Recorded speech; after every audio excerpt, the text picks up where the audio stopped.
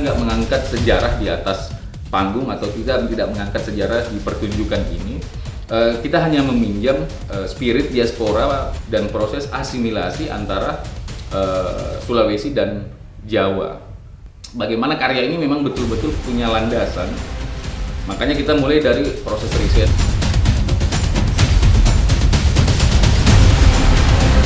Untuk menunjukkan secara visual dari sisi gerak, karena ini performing art, jadi Makassar dan Jogja itu kita bagi dua tim produksi. Harapannya kita ya ada kontras gitu. Jadi di sini Makassar banget, di sini Jawa banget gitu. Titik rumitnya adalah ya yang pertama teknologi tentunya.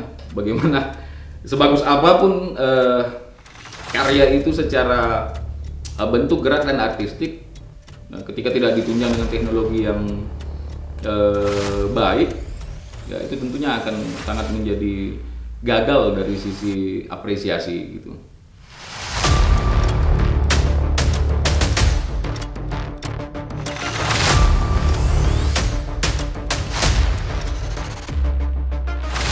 Secara metode, ya kami tetap melakukan observasi, interview, dan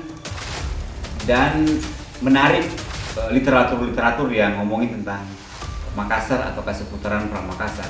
Hanya saja ketika misalnya kami bertemu dengan narasumber yang mumpuni, itu jauh dari diskursus tentang Karenaba itu sendiri. Saya sangat berterima kasih karena ketemu manuskrip atau kalau ntar bilang Goa yang mencatat kronologis ataukah peristiwa-peristiwa penting yang terjadi di Goa sebelum Perang Makassar ataukah setelah Perang Makassar. Itu sangat membantu. Kebetulan William Cummings menuliskan itu di Makassar Annals, dan kita bisa membaca langsung bagaimana peristiwa-peristiwa penting yang dicatat oleh Kerajaan Goa Talon masa itu. Nah,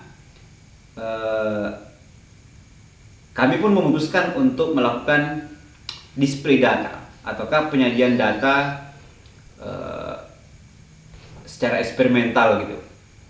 Eksperimental tanda kutip ya, karena ini sudah banyak dilakukan orang lain gitu. Saya mencoba mendialogkan data dengan data-data yang lain dan meminjam figur dari Naba. Kita menyebutnya wawancara imajiner, di mana saya sebagai peneliti itu berhadapan langsung dengan figur dari Naba.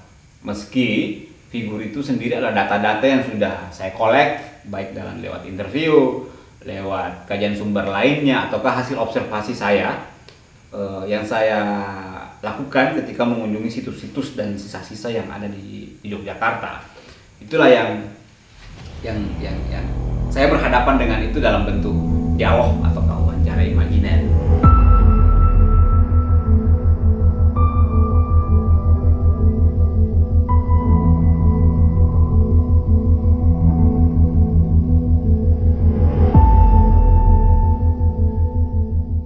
Interesting point buat saya adalah pengalaman belajar.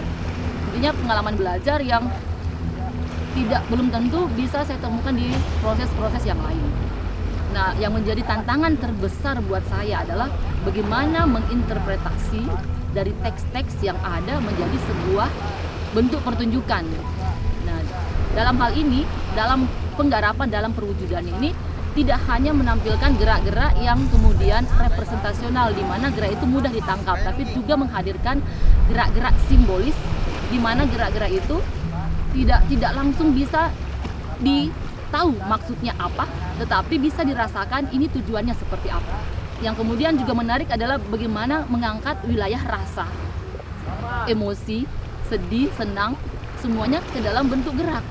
Dan bagaimana kemudian membentuk atau menjahit semuanya menjadi satu pertunjukan yang utuh dan menarik.